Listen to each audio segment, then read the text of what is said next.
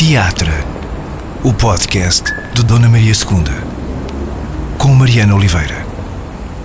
É convidada neste episódio do Teatro a Alice Azevedo, atriz, artista, timoneira de uma Nau Maria que vai andar a navegar por esse Portugal interior nos próximos meses. Chega de metáforas náuticas, foleiras. A minha vida está cheia delas agora.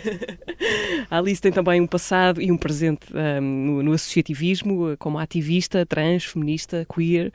Olá Alice, obrigada por vires ao teatro. Olá Mariana. Eu gostava de começar por isto que imagino te ocupa agora uma grande parte da vida. Neste momento em que falamos, estás de facto no meio da tempestade há alguns dias, uns quantos ainda, mas há alguns dias da estreia deste espetáculo, que faz parte do movimento Odisseia Nacional do Teatro Nacional Dona Maria II, também do projeto Próxima Cena, que leva espetáculos a territórios com baixa densidade populacional, entre outras premissas. Nau Maria é o nome do espetáculo. Para já, parabéns pelo nome, que é ótimo. Obrigado. Acho que era um excelente trocadilho à espera de ser feito. Eu tinha uma lista de péssimos trocadilhos, esse foi o único que passou no crivo. Quais eram os outros, podemos saber? Ai, Nossa Senhora, será que me lembro agora? Nau Maria, Nau vem que Nau tem, não me lembro de mais, mas foram assim os principais, chegaram ao top 2, mas Nau Maria teve que ganhar. O nome apareceu antes do espetáculo? Já tinhas o espetáculo em andamento quando ficou fechado? Como é que ele se ia chamar? Na verdade até bem antes, se calhar ainda nem tinha o texto, já tinha... Porque é daquelas coisas, pronto, o texto vem em processo de criação, juntamente com um monte de outros elementos, mas o título precisa de ser anunciado o mais cedo possível, porque a programação é anunciada muito antes de eu estrear. Então o título veio assim, primeiro. Começando pelo princípio, o princípio desta viagem também, o teu espetáculo parte da história trágico-marítima, uma compilação de naufrágios e desgraças várias, editada no século XVIII. O desafio ou a encomenda que te foi feita pelo Pedro Peninho, diretor artístico do Dona Maria II, foi qual, exatamente? Então, foi muito simples, na verdade, já o disseste. O Pedro convidou-me para encenar a próxima peça do projeto Próxima Cena. Então, foi assumidamente uma encomenda. O Pedro disse-me, pode não te interessar, é uma encomenda, logo tem balizas, é relativamente fechada, não é uma carta branca, mas a baliza era exatamente essa de não deixar de ser direcionada a um público juvenil e estar relacionado com o programa de português do secundário.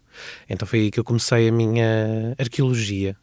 Não é que o meu secundário seja tão distante como está o secundário de outras pessoas, mas já foi há algum tempo. E então fui espreitar o atual programa e encontrei esta história trágico-marítima que eu não estudei, que não estava no programa na minha altura. Achei a premissa, no mínimo, interessante, uma compilação de relatos de naufrágios e desgraças, disso que chamamos a época áurea, que chamamos também de descobrimentos e que chamamos de muitas outras coisas, e achei absolutamente delicioso não só o texto em si, que na verdade são textos diferentes, é uma compilação de relatos escritos por pessoas diferentes e que mostra um bocadinho do Portugal real dos séculos XVI e XVII, ao qual não temos muito acesso porque temos este discurso glorificado sobre essas épocas que até nos permite uma muito má historiografia, ou um mau acesso à historiografia, porque preferimos focar-nos no mito.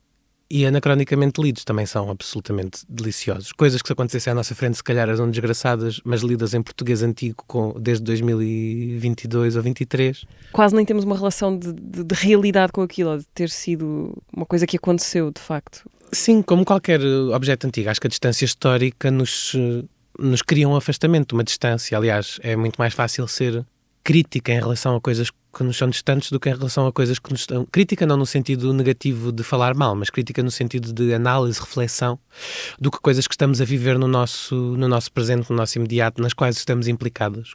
Mas depois de muito tempo de volta destes relatos, meio que mergulhei neles, meio que naufraguei também eu, meio que me relacionei com estas pessoas, sobretudo com essa ideia que ficou muito presente para mim do marujo desconhecido, porque nestes relatos falamos muito, os nobres estão todos nomeados, os que iam a bordo destas embarcações que naufragavam, muitos padres estão nomeados, mas o sapateiro é o sapateiro, o ferreiro é o ferreiro, o calafate é o calafate, não têm nomes, são profissões.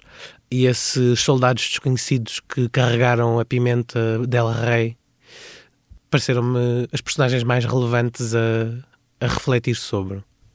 Portanto, andaste a folhear manuais de português do secundário, ganhou a História Trágico-Marítima.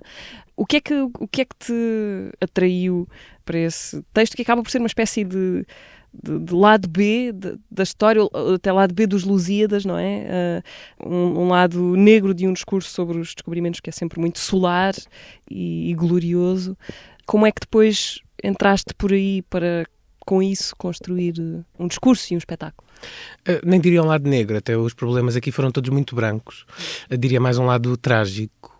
Mas foi isso, porque sobre esta época falamos ou dos Lusíadas, essa obra de ficção que mistura mitologia com pouco facto histórico e nos narra essa história, essa viagem do Vasco da Gama.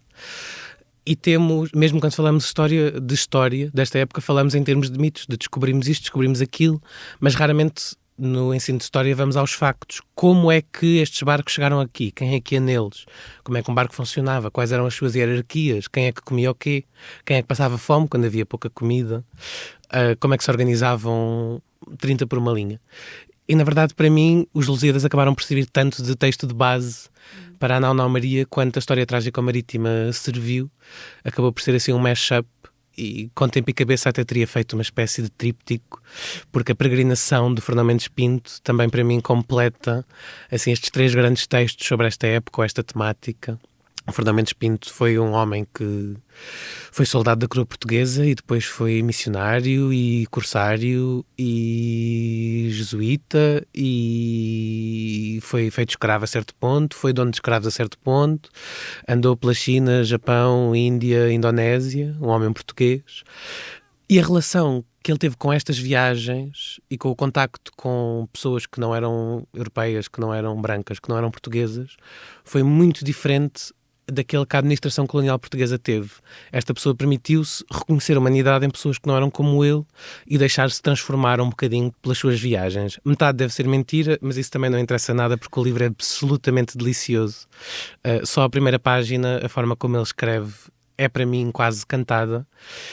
E é isso, contemporâneo simultaneamente de Luís Vaz de Camões, esse Fernão Mendes Pinto, e deste Bernardo Gomes Brito, que terá compilado a História Trágico-Marítima. E como é que foi a tua oficina da nau? Ou seja, cozeste pedaços desses vários textos, metendo lá o teu texto também? Como é que foi a costura desses muitos tempos, muitas formas de falar português também? Então, foi um exercício. Desde logo li a História Trágico-Marítima, a versão do Plano Nacional de Leitura. Originalmente, a História Trágico-Marítima compila 12 relatos de naufrágios. A versão do Plano Nacional de Leitura tem apenas 5, que foram reescritos e adaptados no século XX.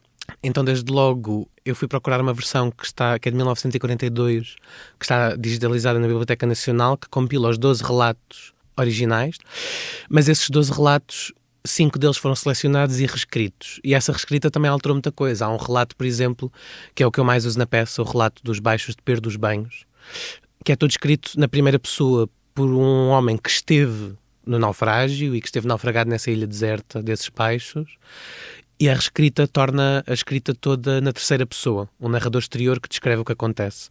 E logo aí há uma implicação emocional que o narrador original tem, que dali meio que desaparece na formalidade com que o texto é construído, essa diferença entre a primeira e a terceira pessoa. E então fui ler todos estes 5 relatos numa versão mais dessa edição de 1942 e ainda li alguns que não estão nesta edição. E a primeira coisa que eu pensei originalmente foi, não me apetece, pela mesma razão que não me apetecia pegar num romance que estudemos ou num conto que estudemos no secundário e adaptá-lo para teatro, não me apetecia simplesmente contar uma história de personagens e da vida emocional daquelas personagens. Neste momento apetecia-me fazer outra coisa. E esta História Trágico-Marítima pareceu-me muito interessante por isso. E então também nela não me interessava pegar num naufrágio para contar a história desse naufrágio. Pareceu muito mais interessante então começar por dissecar todos estes relatos e encontrar neles episódios-chave ou de significância política, ou dramática, ou humana, ou qualquer outra, e depois como os cozer. Foi a questão que me coloquei quando os tinha todos selecionados. Tinhas essas peças, no fundo? Sim, tinha essas peças estrutura. E tinha outras, porque nas residências de dramaturgia para a qual fui, acabei por me lançar também no meu imaginário marítimo. Cheguei a levar ao limite Edgar Allan Poe para lermos, por uma correlação, se calhar muito básica, mas que para mim fez muito sentido. Estas coisas das viagens marítimas e de histórias em torno disso são um fascínio meu desde Sim. infância e juventude. Adoro piratas, posso ficar meia hora a falar sobre a estrutura social pseudo-republicana, pseudo não, para-republicana de uma organização de navio de piratas e como era uma entidade meio que anticolonial, embora também não perfeita, mas isso se calhar fica para outra Mas altura. tinhas isso desde miúda, essa coisa de Sim, barcos com e piratas, mar? com barcos. A primeira vez era obcecada desde cedo por mitologia, histórias de monstros. A Odisseia foi também das primeiras grandes histórias assim, do imaginário coletivo que me chegou e que me ficou e que me captou, os episódios desse coitado do Ulisses. E noutras entrevistas tenho feito esta citação, este parafraseamento que vou fazer também agora. Nos Piratas das Caraíbas, diz-nos o seu protagonista a certo ponto que um barco não é, e sim, estou a citar Disney com orgulho, que um barco não é umas tábuas e umas cordas e uns panos. Isso é o que um barco precisa. O que um barco é a liberdade debaixo dos pés para chegar além daquele horizonte ali ao fundo. E é isso, e acho que é por isso também que temos tantas fantasias sobre que esta época foi uma globalização e uma troca de culturas, porque de repente chegam-se a sítios novos, com pessoas novas e coisas novas da perspectiva de quem nunca as viu. E podia ter sido tudo isso e sabemos que não foi. Foi, na verdade, uma história de conquista, de terror, de terrorismo, de escravatura. Mas podia ter sido outra coisa. Podia ter sido o que nós dizemos que foi. E esse mistério do que está além e essa pequena casca de nós que permite chegar a sítios nunca imaginados, para mim, prendeu-se muito na minha imaginação. E então, quando comecei a compilar livros para chafurdar em torno deles neste processo dramatúrgico, cheguei a levar Edgar Allan Poe por 2 ou 3 contos que ele tem de viagens marítimas em que há algum acontecimento meio sobrenatural, com remoinhos gigantescos que comem barcos, ou outros elementos que nunca tinha lido, embora tenha lido muito de Edgar Allan Poe na infância e na adolescência, por Edgar Allan Poe ser um autor muito relevante para mim e para o meu desenvolvimento como pessoa nessa fase da vida. E então meio que misturei tudo, assim tornou-se uma espécie de ateliê de tudo o que pudesse tangencialmente ter a ver com água, barcos e comigo. E comecei então esse processo de tentar perceber o que é que meto nesta peça que eu gostava de ter visto quando eu tinha 15 ou 16 ou 17 anos. Deixa-me trazer aqui uma questão relacionada com barcos e mar, que é a questão da linguagem. Imagino que tenha sido importante para ti por várias razões. Bom, primeiro porque os textos com que trabalhaste são textos antigos e tu estás a fazer um espetáculo que quer falar com pessoas de hoje e com adolescentes de hoje, portanto ainda é outra responsabilidade acima. Mas depois porque este universo está cheio de linguagem náutica, que é muito específica, muito engraçada, não é? Às vezes também, mas que muitas vezes simplesmente não sabemos o que é que aquilo quer dizer. Imagino que o teu dicionário de termos náuticos tenha enriquecido bastante nos últimos tempos. Enriqueceu, mas na verdade meio que já o perdi. Desfoquei-me muito desse ponto. A minha primeira experiência de leitura da História Trágica Marítima, dessa versão do Plano Nacional de Leitura, foi, na verdade, muito interessante. Logo o primeiro naufrágio, eu estou a lê-lo e a certo ponto há 2 ou 3 parágrafos em que eu não percebo um único substantivo. Então o X bateu no Y que levou o Z a voar e o A caiu e eu a zeros. E no fim desses 3 parágrafos percebia que o barco tinha naufragado, que tinha encalhado umas pedras, que estava a meter água, porque em descrições de tempestades de repente era um monte de objetos náuticos que vão contra objetos náuticos e a corda arranca ou não sei o quê, e eu não conhecia nenhuma daquelas palavras. Não percebi que o livro tinha um glossário no fim. Então desde logo não deixou de ser uma experiência de leitura interessante, porque um momento do naufrágio, um momento de uma tempestade, de um encalhar contra uns baixos, é uma confusão, é um caos, é uma barulheira, são pessoas a gritar, a rezar a Deus Nosso Senhor, a caírem, a morrerem, a partirem as cabeças. E então ter essa experiência de leitura em que de repente durante 2 ou 3 parágrafos não percebo uma palavra, ou seja, consigo ter a experiência da leitura, da velocidade das letras, da cadência das vírgulas, mas não percebo uma palavra do que lá está. E de repente chego ao fim desses parágrafos e eles estão naufragados. Na adaptação, o que é que eu fiz? Há muitos certos que eu quis guardar, muitas formulações antigas que eu quis guardar, mas sempre com uma preocupação do espectador de hoje. Ser inteligível, não é? Sim, até porque ler é uma coisa, ouvir é outra. Em teatro eu ouço, se não apanhar a primeira, não apanhei. Na leitura posso voltar atrás, posso parar, posso ir pesquisar, é uma experiência diferente em outro tempo de acesso às palavras. Em teatro não estamos a fazer literatura. E então tive essa preocupação de algumas coisas adaptar minimamente, tentando manter algumas formulações antigas, e noutras que são assim meio que citações diretas de alguns documentos históricos que os personagens leem, até essas cheguei a adaptar muito ligeiramente em termos de conectores, mas essas tentei quase não lhes mexer. E quer nessas, quer nas outras também contar, porque em teatro temos essa vantagem, temos alguém a dizer as palavras, não temos de depender da forma como as pessoas as leriam.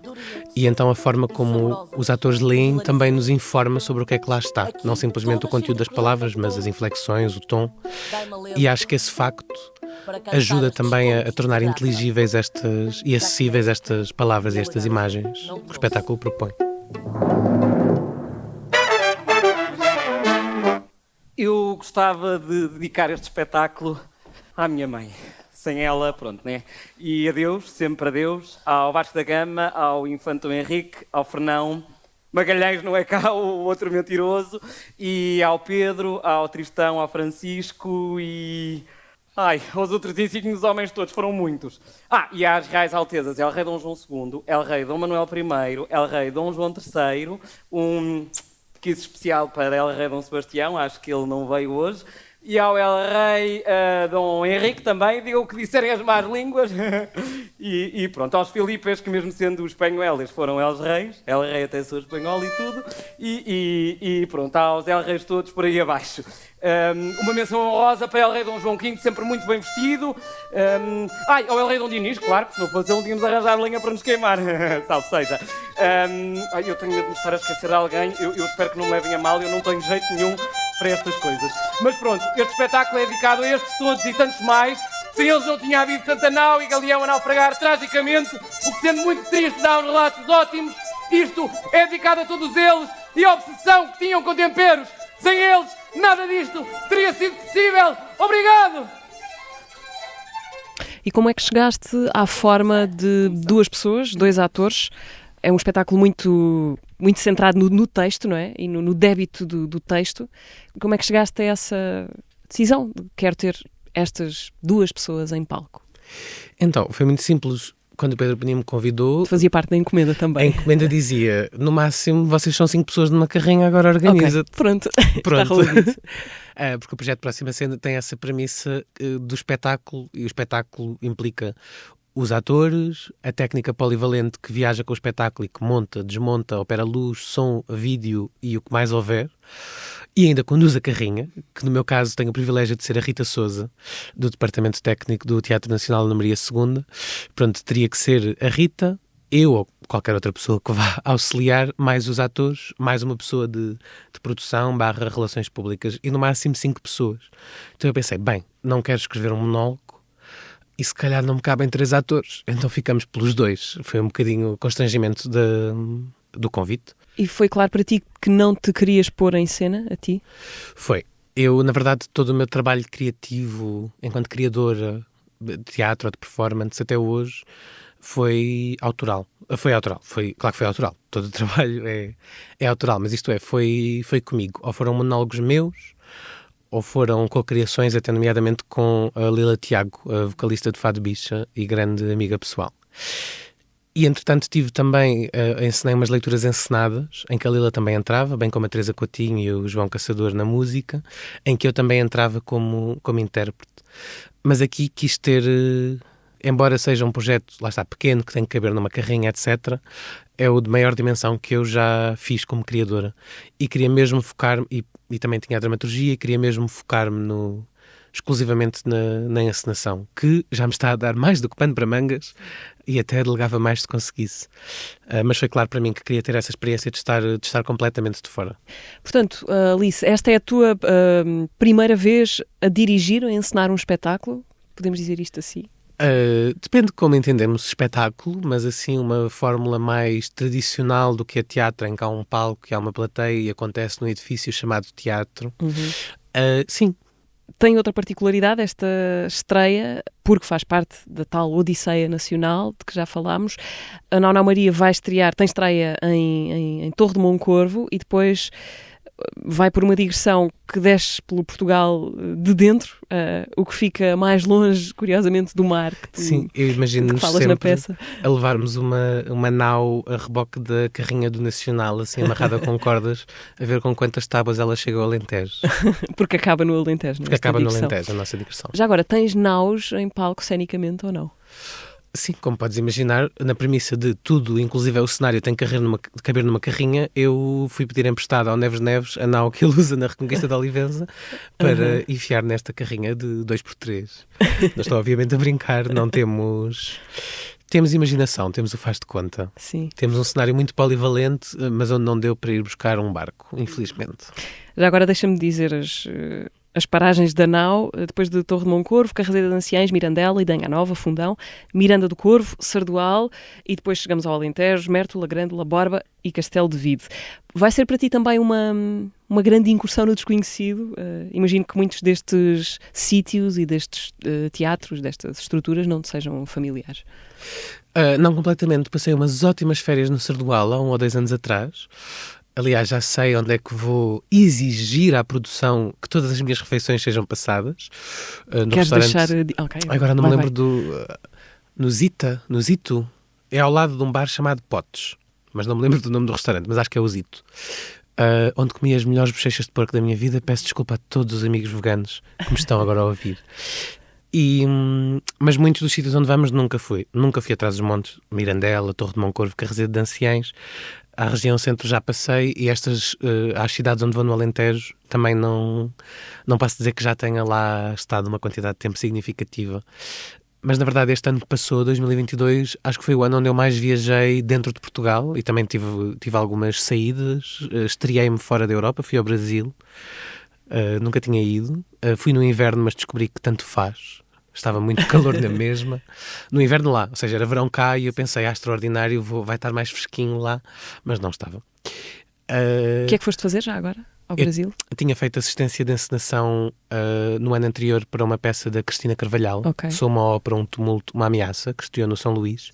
E a peça foi programada num festival de teatro ibero-americano em Santos, no estado de São Paulo. E a Cristina estava com outro projeto na altura e eu fui nesse lugar da assistência de encenação acompanhar a peça na sua viagem transatlântica no festival Mirada. Correu bem? Do festival. Correu, foram muitos desafios, foram muitos batismos de fogo. Esta Nona Maria também me está a trazer muitos batismos de fogo. Eu estou na minha época dos batismos de fogo. Deve ser qualquer coisa astrológica. Mas acho ótimo, fico logo despachada do batismo e estou logo pronta para a próxima.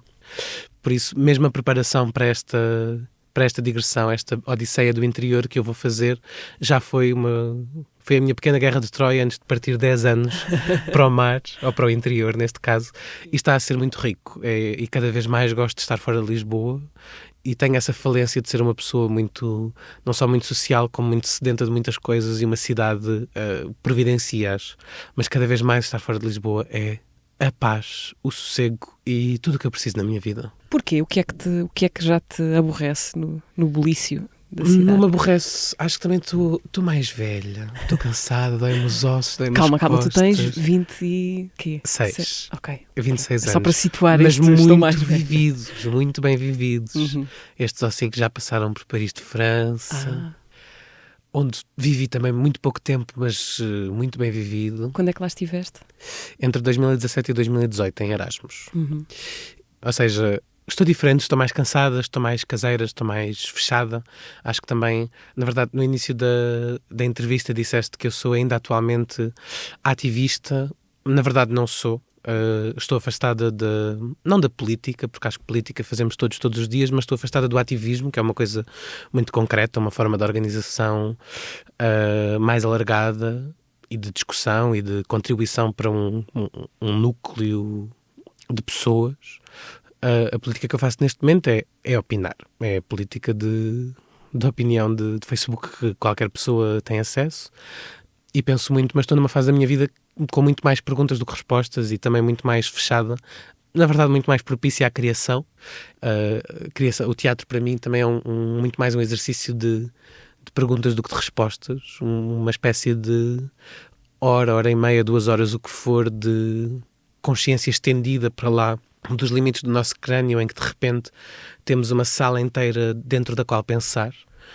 com coisas que acontecem ou não, com coisas que são ditas ou não, com movimentos que nos interpelam ou não, que podem todos participar das nossas sinapses. Deixa-me perceber se esse teu afastamento do ativismo, estiveste muito tempo muito tempo? Bom, não sei. Sim, é aos 16. Ok. Estiveste na organização da Marcha do Orgulho LGBT de Lisboa, portanto, imagino que tenham sido tempos muito intensos de participação ativista.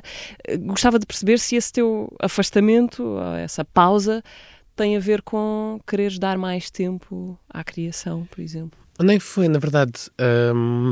Eu acho que sempre quis ser atriz, mas nunca acreditei sequer nessa possibilidade. Já, coitada da minha mãe, que se calhar vai ouvir isto, eu era muito boa a ciências. Sempre fui muito boa a ciências. Fiz o secundário em ciências. Tinha 16, 17 para cima, sempre a matemática, a fisicoquímica, a biologia e a geologia. E a meio do 11º ano tive uma crise existencial, que no fundo, em retrospectiva, eu sei que foi motivada por eu quero fazer teatro, mas para mim não era não conseguia enquadrar a possibilidade disso ser uma profissão. Não conseguia imaginar-me a trabalhar e a viver disso. Mas ao mesmo tempo não conseguia aceitar essa não realidade. E então fiz um meio termo, que foi mudei para letras, a meio do secundário. Fiz os exames de correspondência no fim do 11º, deixei de ir às aulas de ciências e já me matriculei no 12º em letras. Considerei o conservatório e não tive coragem. Em retrospectiva, creio que não tive mesmo coragem de fazer as provas sequer. Nunca tentei ativamente entrar no conservatório. Encontrei outro meio termo. Porque tinhas receio da rejeição, de não conseguir essa... Eu nem sei muito bem dizer o que é que pensei intelectual ou verbalmente para comigo própria na altura, mas em retrospectiva sim. Acho que tinha medo de falhar, tinha medo de ser má e também tinha medo disso não dar em nada. Até porque a preocupação da minha mãe era sobretudo laboral. Ela, és tão boa a ciências têm futuro, ciências têm emprego, agora vais sair de ciências e pronto, vais ter um canudo, mas para quê nessa área? E atenção, a minha mãe é a pessoa que mais incentivou as minhas pulsões e delírios artísticos desde criança. Se eu li tanto quanto li na minha vida foi porque ela me ensinou a gostar de ler desde muito cedo. E sempre tive formação em teatro, mais infantil e depois, mais tarde, sempre continuada paralela à formação oficial que sempre fiz. Nunca deixei de ter formação de teatro e isso foi porque quando eu disse à minha mãe eu quero fazer teatro, ela tinha essa resistência à ideia de que isso fosse o que eu fazia, mas sempre percebeu a importância de ser algo que eu fazia. E então foi graças a ela que eu nunca parei de ter aulas de teatro, nunca parei de ter formação enquanto atriz. Foste fazendo o quê? Com quem? Houve figuras determinantes nesse teu caminho? Absolutamente. A minha primeira professora de teatro trouxe muita coisa e um primeiro bichinho do teatro, como diria a Ana Sampaio Maia. E depois, quando passei para o 7º ano, já não tinha acesso ao ATL e disse à minha mãe, eu quero continuar a ter aulas de teatro. E a minha mãe colocou-me no Papa Léguas, uma escola de teatro que também tem apresentações de teatro infantil, que existe ali em Benfica, atrás da Avenida do Uruguai. E a certo ponto saí desse Papa Léguas e alguns colegas que tinham estado no Papa Léguas disseram-me, olha, estamos a ter aulas de teatro com uma mulher chamada Marisa, que é extraordinária e tens que vir, vais adorar. E eu fui. E essa Marisa Manarte, foi a minha mestra, professora e mais tarde encenadora de um grupo de teatro que fundou connosco durante muitos e muitos anos, ao longo do meu secundário e depois também do meu ensino académico, no qual fiz essa cedência em que não fui para o conservatório, fui estudar teatro na Faculdade de Letras, que tinha uma cadeira prática, com o Ávila Costa, mas que de resto era um curso teórico, que me deu muitas bases e eu também sou uma pessoa muito da cabeça. Às vezes a minha dificuldade, que é, para mim, a base do trabalho de ator, é pôr o corpinho a mexer e pôr as coisas no corpo e fazê-las passar e senti-las, porque uma pessoa pode ter tudo pensado e às vezes essa relação de passar dos neurónios do cérebro para o resto das células do corpo não é tão linear assim, mas enriqueceu-me muito, acho que me deu muitas bases, quer para o meu trabalho como atriz, quer para o meu trabalho como criadora agora. Então quando é que, desde esses receios todos de que ser atriz pudesse não ser uma possibilidade real, Quando é que depois acontece o teu embate com a decisão? Ok, não, agora é isto que eu vou fazer ou tentar fazer, é este caminho que eu vou escolher. Na verdade foi mesmo um embate, porque como é que já tinha desistido de fazer disso profissão. Embora continuasses sempre com teatro. Continuasse sempre com formação e continuasse sempre com... fiz parte de muitos coletivos, seja para além do ativismo mais sério ou mais interventivo, ou algum até de lobbying mais trágico que fiz. Também fundei, por exemplo, um coletivo chamado Lóbula, que era um coletivo de intervenção cultural. Nós organizávamos, sobretudo, entre outras coisas, sessões de cinema, sessões de poesia, festas. Interessava-nos promover ou criar ou oferecer atividades culturais e programação cultural para pessoas como nós, que não existia numa Lisboa que ainda era muito, muito branca, muito cis, muito heterossexual. Não completamente, mas interessava-nos aumentar a oferta cultural para nós. E quando dizes nós, pessoas trans. Pessoas trans, pessoas gays e lésbicas, pessoas LGBT, queer. E foi dos momentos mais ricos da minha vida, e também durante, não só nas coisas que eu organizava juntamente com o resto das pessoas desse coletivo, como noutras iniciativas culturais, a Rabbit Hole, etc. Também foi um sítio onde me explorei muito e descobri também um papel que gosto muito de mestre de cerimónias. A certo ponto eu era, para além de fazer fazia muitos tipos de trabalho político na organização da Marcha do Orgulho, na verdade, mas um dos meus papéis era a organização da festa, e isto era um trabalho de produção prévio muito grande, e no próprio dia era simultaneamente a sua mestra de cerimónias. Também fazia a curadoria dos DJs ou concertos que tínhamos na festa, que era uma festa de angariação de fundos. E esse papel de mestre de cerimónias e outros tipos de performance em contexto noturno também se tornaram um sítio onde enriqueci muito e também me descobri muito como intérprete, como performer.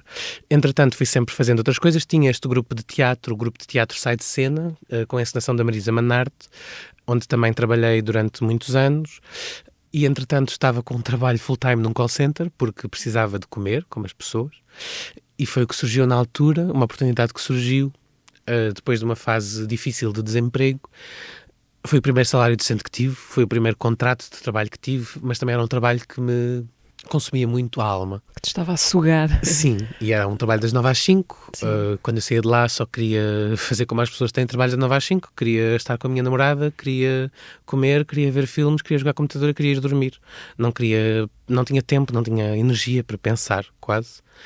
E, entretanto, algumas oportunidades continuaram a surgir. Colaborei com a Lila Tiago, que me convidou para participar com ela numa peça-vídeo que fizemos para o TBA em 2020, para o programa Essenciais. A nossa peça chamava-se Tágides Exemplares. Portanto, pandemia, não é? 2020, no pleno da pandemia. Sim, no pleno da pandemia. Na verdade foi interessante porque a Lila convidou-me na premissa de eu ser uma trabalhadora essencial, que eu não era, mas que estava ali numa situação muito complexa que não vou explicar agora. Eu estava a trabalhar num call center para um banco, mas eu não trabalhava para o banco porque eu trabalhava para o call center também não era português, era romeno, o banco também não era português, era alemão, e no meio disto tudo eu não podia ir para casa, toda a gente já estava em casa. E eu estava a apanhar comboios fantasma e metros fantasma, ainda eu era a única pessoa naqueles transportes a caminhar em ruas desertas para ir para o escritório, porque não nos deixavam ir para casa. Então eu não era realmente uma trabalhadora essencial, ao mesmo tempo tive essa vivência de não poder trancar-me como as outras pessoas se trancaram nesse momento de repente. E nessa premissa fui fazer esse papel de trabalhador essencial nessa peça que eu e a Lila compusemos e que parte da dramaturgia foi feita aqui, neste edifício onde gravamos agora este episódio. Que é o edifício da Tobis portuguesa já agora. Sim. Saudades cinema português. E já agora as Tágides Exemplares estão no YouTube, acho que podem lá ver. Estão no YouTube. Tágides Exemplares no canal do YouTube do TBA, Teatro do Bairro Alto. E pronto, e a Lila convidou-me para esse desafio. E fizemos essa peça-vídeo também, mas eu durante 3 meses não tive folgas, porque todas as minhas folgas do call center eram passadas com a Lila, em brainstorming, a preparar a dramaturgia, a perceber o que é que íamos fazer. E depois houve 2 folgas que eu tive de seguida em que filmámos no TBA e tínhamos que filmar naqueles dias, porque depois não tinha mais folgas. E filmámos tudo, eu também tive essa multivalência de fazer meio de... Ou seja, entrava como atriz juntamente com a Lila, mas também estava a fazer de realizador, era a única pessoa que sabia operar um gravador e era eu que estava a operar o som, juntamente com tentar fazer uma iluminação de 3 pontos de cinema com projetores de teatro dentro do TBA. Foi um exercício muito multidisciplinar, ao qual eu nem tive maneira, a certo ponto, de decorar as minhas deixas. Eu meio que estava, felizmente tinha sido eu a escrevê-las, mas eu meio que estava a decorar as deixas enquanto a Lila filmava os takes dela para depois ir eu. Por isso também gosto de dizer que esse vídeo não é exemplificativo da minha qualidade como atriz, mas não deixa de ser alguma coisa, e na verdade foi. Porque, entretanto, voltei a estudar, queria muito voltar a estudar, inscrevi-me no mestrado de Estética e Estudos Artísticos na FCSH, onde tive também professoras absolutamente extraordinárias e foi também uma formação muito rica. Ainda contemporânea com o call center? Ainda contemporânea com o call center, trabalhadora estudante, e, entretanto, fizemos o estágio de exemplares, e há um dia que eu estou numa aula de mestrado, já presencial, já depois do confinamento, e recebo um e-mail da Cristina Carvalhal. Que já conhecias? De raspão, de umas conversas que houve no Teatro Nacional de Mulheres nas Artes, e conversámos um bocadinho cá fora entre cigarros, mas assim, de raspão, em termos de a conhecer pessoalmente. E já tinham passado vários meses, até um ano, desde essas conversas. E recebo um e-mail da Cristina que diz simplesmente: olha, gostava de falar contigo sobre uma coisa, está aqui o meu número, se não me quiseres ligar, diz que eu escrevo-te a explicar o que é, beijinhos. E eu, para a minha colega do lado, que é uma grande amiga minha: a Cristina Carvalhal mandou. A meio da aula, a professora, era uma aula de modernismo e modernismos no século XX em Portugal, e a Cristina Carvalhal mandou-me um mail. O que é que ela quer? Pá, não sei. Então vai-lhe ligar. E eu: então agora sair a meio da aula? Então ligas no intervalo. E eu: não, ligo-lhe amanhã para não parecer desesperada. E no dia seguinte estava eu em teletrabalho a trabalhar no call center enquanto ligava à Cristina, que me convidou para integrar o elenco das Top Girls, que estreou, por sinal, neste Teatro Nacional da Ana Maria II.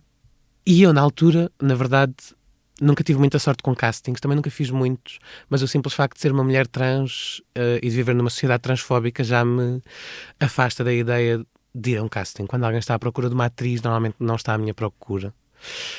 E é logo uma premissa difícil à partida de aceitar. Chegaste a ir a alguns e fartaste, às tantas? Ou evitaste? Muito poucos, mas a certo ponto já a paranoia prévia daquilo, uma paranoia não necessariamente injustificada, até uma paranoia que me permitia saber o mundo com que lido, já me impedia de tentar sequer. E meio por falta de oportunidades, mas também por medo de transfobia, meio que me fui afastando da ideia de ser atriz. Mas antes deste convite, na verdade, esta peça, as Top Girls, são de uma dramaturga chamada Carol Churchill, e a Cristina apresentou esta peça no Teatro Nacional no contexto de um ciclo que o Tiago Rodrigues organizou, ainda como diretor artístico, de duas peças da Carol Churchill.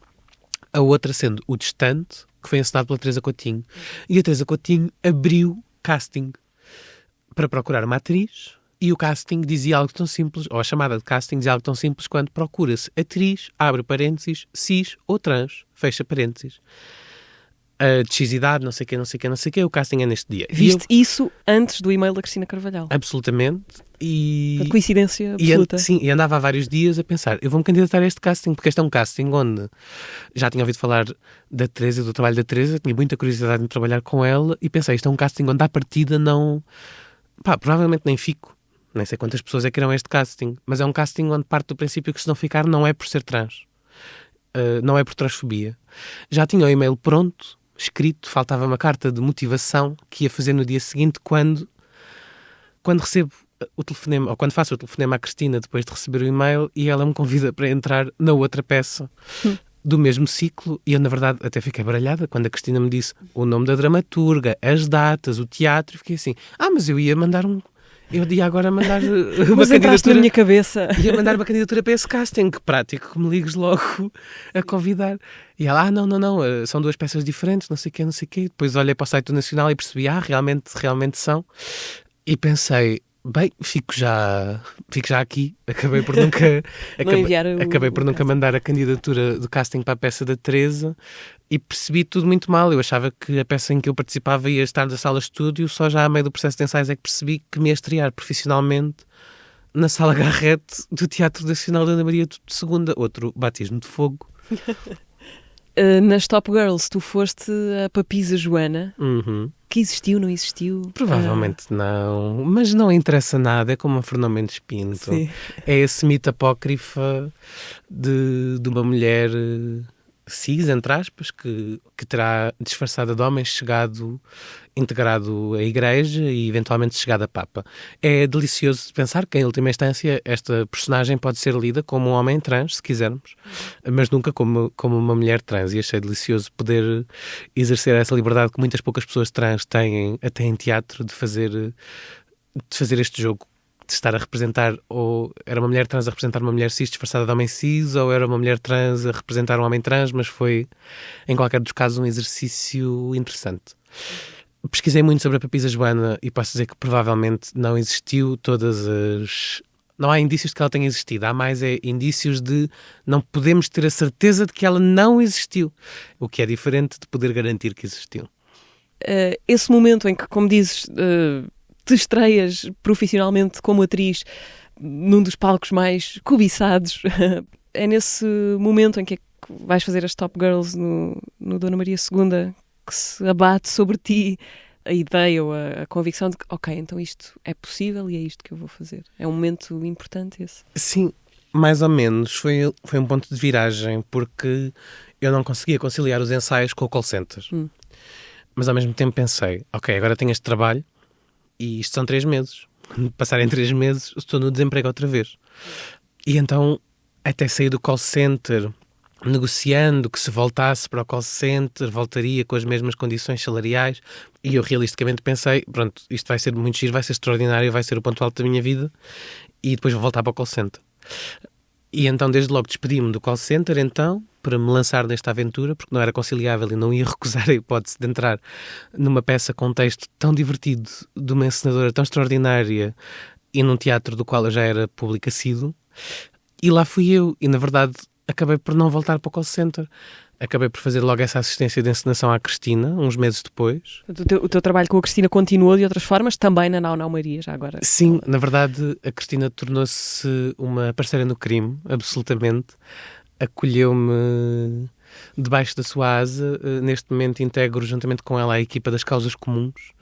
Ela também foi minha parceira na dramaturgia das leituras encenadas que fiz, que também foram produzidas pelas Causas Comuns, que se chamava Literatura de Sodoma e de Safo, se faz favor. Também foi minha parceira agora na dramaturgia para o Nau Maria. Sim, absolutamente. Nós não nos conhecíamos, ela convidou-me para as Top Girls, arriscou em mim e pronto, aparentemente arriscou bem. A nossa relação laboral é muito frutífera, para além da amizade que tenho o privilégio de ter estabelecido com ela, entretanto. E estamos aqui, parceiras no crime, a fazer teatro. É teatro aquilo que tu queres fazer, ou que queres pôr no centro da tua vida de trabalho nos próximos tempos? Absolutamente. E eu sempre tive muitas ambições diferentes, até porque nenhuma delas eram coisas onde eu conseguia imaginar uma carreira fixa, e em algumas não quereria. Seguir uma carreira académica, seguir uma carreira artística, também o ativismo que sempre fiz, ou mesmo já fora do âmbito do ativismo, mas ainda no âmbito da política, como oradora em vários painéis de discussão e reflexão, é uma coisa que muito gosto de fazer e que continuo a fazer. E sempre me imaginei fazer um pouco disto tudo, mas a única coisa onde me imaginava a tempo inteiro era mesmo no teatro, e é onde estou agora, e está a dar cabo de mim, mas mas é tão bom. Sempre estive cansada, sempre fiz muita coisa, mas é tão bom poder estar cansada de fazer uma coisa que gosto tanto. E é mesmo teatro. No outro dia falava com uma amiga, encenadora também, e atriz, e desabafava um bocadinho as minhas dores, porque encenar toma muito de uma pessoa, em alguma medida, e é riquíssimo, mas estamos todas inteiras ali, e ela estava-me a dizer, pois amor, tu gostas de teatro, e nota-se que tu gostas mesmo disto, e por isso nunca vai ser fácil, porque estás toda lá metida, estás toda lá implicada, e vai sempre tirar-te esse bocado de ti, que depois vais ver crescer em palco e em outras pessoas, e vai sempre ser muito recompensador, mas nunca te vai ser fácil, porque gostas muito de teatro. E levaste a tua sentença para a vida. Fui lá à procura de uma calmaria para os meus sentimentos conturbados, saí simplesmente com a sua justificação, mas com os sentimentos conturbadíssimos da mesma. Paramos aqui um minuto para rever rapidamente o episódio passado do Teatro. Conversámos com o Pedro Azevedo, o vencedor deste ano do Prémio Revelação AGEAs, Teatro Nacional Dona Maria II. Eu gosto muito de ver espetáculos em que a cenografia também está a dizer alguma coisa, não é só um pano de fundo para a cena, digamos assim. Achei que a cenografia era um bocado o meio termo para poder estar um bocado ligado às artes visuais e ao mesmo tempo às artes performativas. Muitas vezes via imagens de cenografias e havia um desejo qualquer de ir para aqueles espaços. E que isso era o que me fascinava na cenografia, ainda hoje me fascina quando vejo uma cenografia e de alguma forma me dá vontade de ir para lá. Também gosto muito de roupa. Eu costumo dizer que se não trabalhasse em teatro, provavelmente trabalharia em moda. No caso dos figurinos, foi sempre uma coisa meio autodidata. Tinha uma máquina de costura que era da avó do Guilherme e comecei a fazer umas experiências péssimas no início, obviamente. Às vezes estes prémios são um bocadinho assustadores por isso, porque parece que te metem num sítio que tu ficas tipo, ok, será que vais fazer agora? Sim. E a verdade é que eu vou tentar fazer tudo exatamente como tenho feito. Pedro Azevedo foi o convidado do episódio anterior do teatro, que podem ouvir no Spotify, YouTube, SoundCloud, Apple Podcasts e Google Podcasts. Alice, o que é que tens para nos sugerir?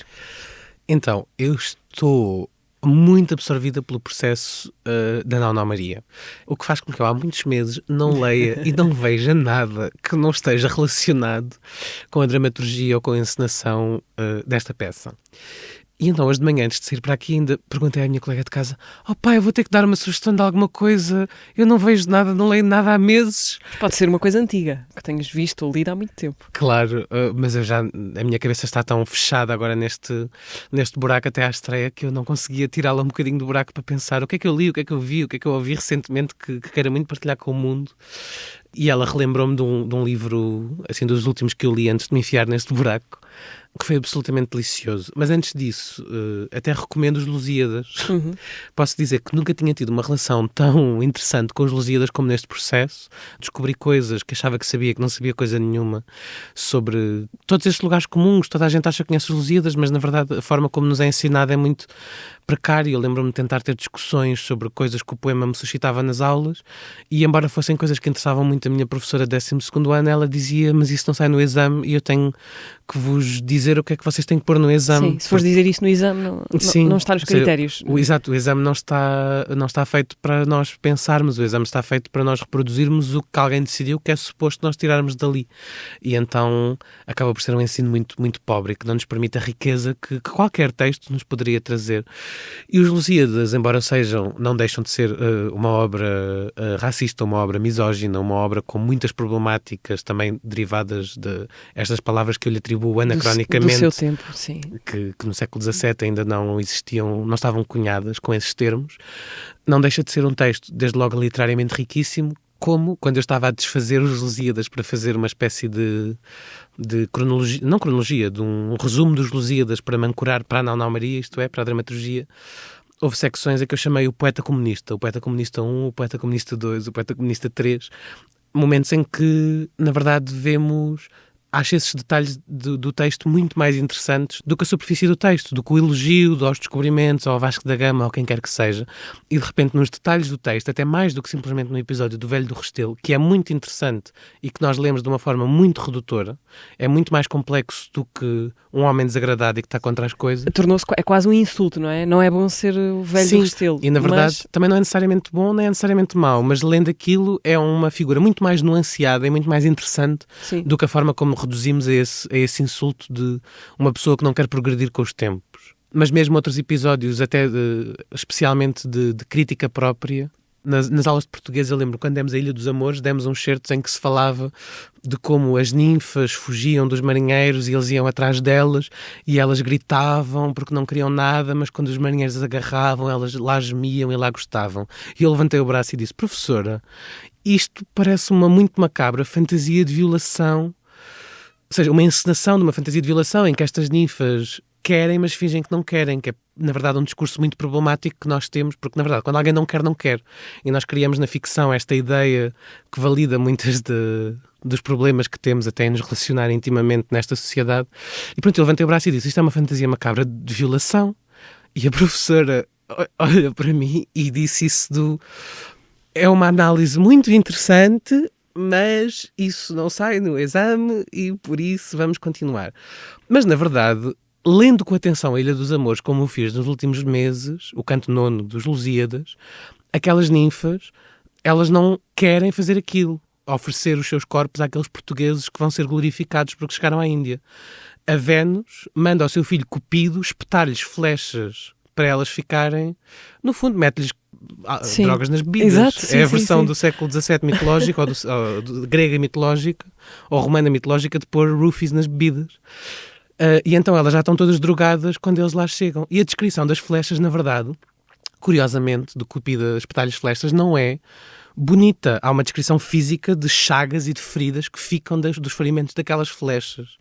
Então, mesmo esse episódio, depois de o ler com atenção, ficou um bocadinho mais complexificado e passei a odiar um bocadinho menos Luís Vaz de Camões.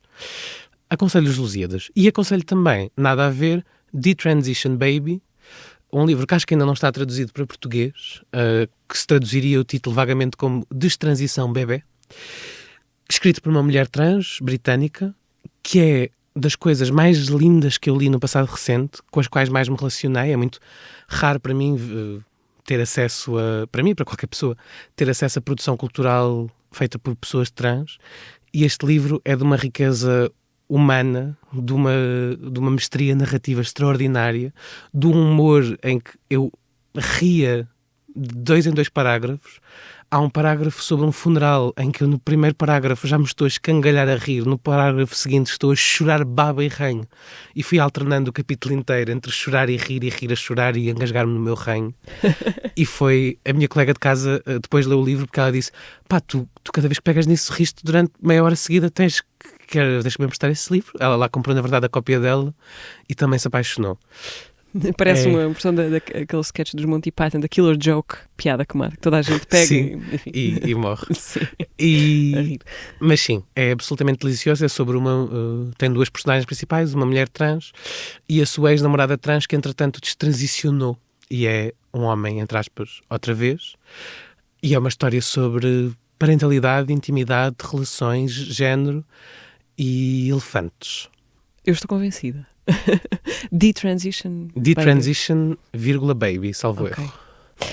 Alice, estamos quase a chegar ao fim. Eu te trago uma pergunta de alguém que te é muito próximo. Já falaste aqui mais do que uma vez Tinha que dela. ser.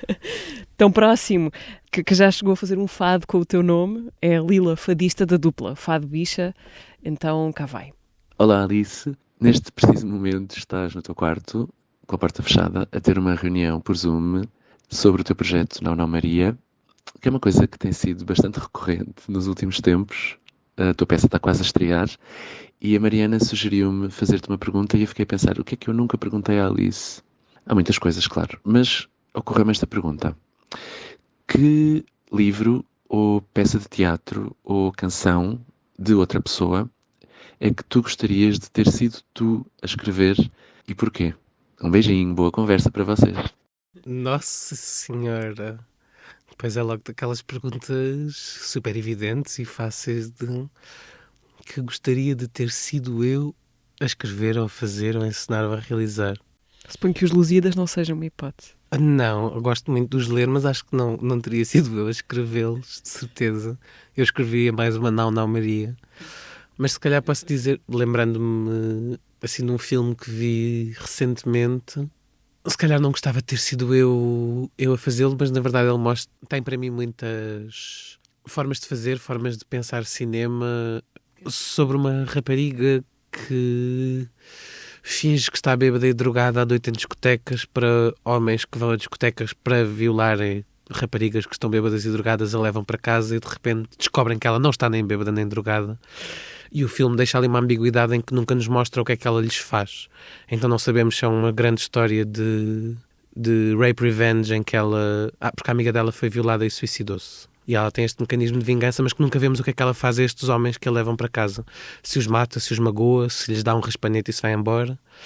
O filme chama-se Promising Young Woman, num trocadilho dessa expressão que é sempre feita, ou é sempre usada quando homens brancos de classe alta são acusados de violação, mas não podemos destruir-lhes a vida com esta acusação, eles são jovens tão promissores. E em inglês a expressão Promising Young Man já é um chavão que guarda toda esta violência. Alice, para terminar, quando regressas, agora na tua vida, se regressas a Paris, onde é que não deixas de regressar? Viveste lá um ano, foi isso? Sim, à Mutinerie. Uau. A minha segunda casa. La Mutinerie é um bar direcionado em prioridade para pessoas lésbicas, trans e intersexo, que está situado ao pé do Pompidou, na Rue Saint-Martin. Não me lembro do número da porta. É um bar, para além de um bar, é mais funciona quase como centro comunitário e tem noites de stand-up, e tem concertos, e tem DJ sets, e tem quizzes, e tem tudo. E é, para mim, é o meu centro de Paris, é onde todos os meus amigos estão, os meus amores. E ainda hoje é delicioso entrar na mutinerie quando vou a Paris, às vezes sem avisar ninguém, porque é uma coisa de última hora. E toda a gente que trabalha no bar, exceto as pessoas novas que entraram entretanto, se lembra de mim, e toda a gente começa a gritar o meu nome naquele particular e fuleiro sotaque francês: Alice, Alice, Alice. E é mágico, é uma segunda casa, absolutamente. Já quase não tenho dinheiro para viver em Lisboa, tampouco para viver em Paris, mas são os meus poisos. Alice, muito obrigada por teres vindo ao podcast. Obrigado eu, Mariana, por me teres convidado. Obrigada. Boa sorte. Isto não se diz, não é? Boa sorte, enfim, para a estreia. Sim, é de ti. Olha, que corra bem. Pronto. A Nau Nau Maria vai andar a correr o país a partir de março e até ao final do ano. Acompanhem esta odisseia nacional do espetáculo da Alice Azevedo, convidada desta quinzena do teatro, que podem ouvir no Spotify, YouTube, SoundCloud, Apple Podcasts e Google Podcasts. Nós voltamos daqui a 15 dias. Obrigada.